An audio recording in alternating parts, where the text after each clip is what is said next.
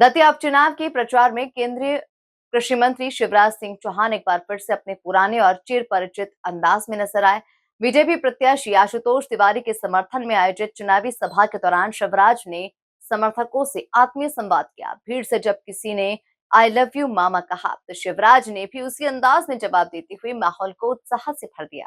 देखिए खास रिपोर्ट। दतिया में दिखा मामा का अंदाज, शिवराज ने फ्लाइंग किस से जीता दिल, आई लव यू टू कहकर दिया जवाब।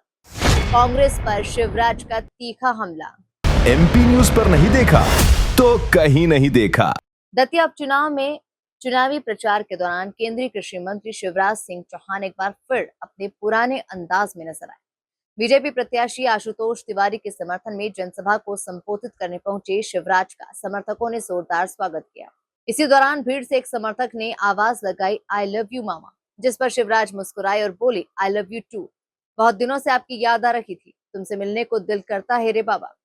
केंद्रीय मंत्री ने जनता की तरफ देखते हुए फ्लाइंग किस भी उछाला। I love you to.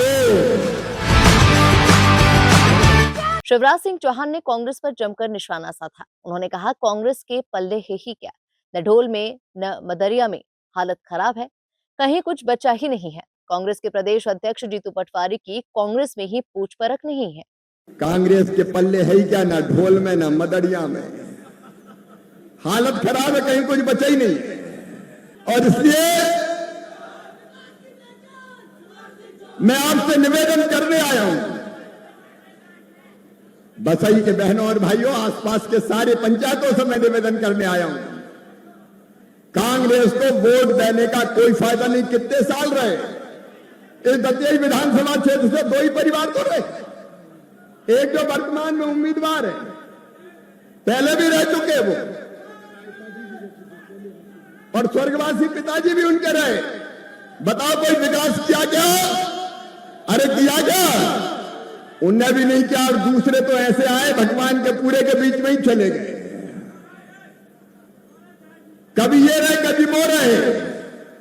Ahmad की टोपी मोहम्मद के सिर, मोहम्मद की टोपी अहमद के सिर। 55 साल तो तुम ही रह रहे।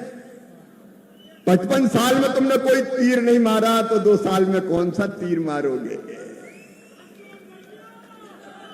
और इसलिए निवेदन करने आया हूं, प्रार्थना करने आया हूं, कोई चूक ना हो जाए।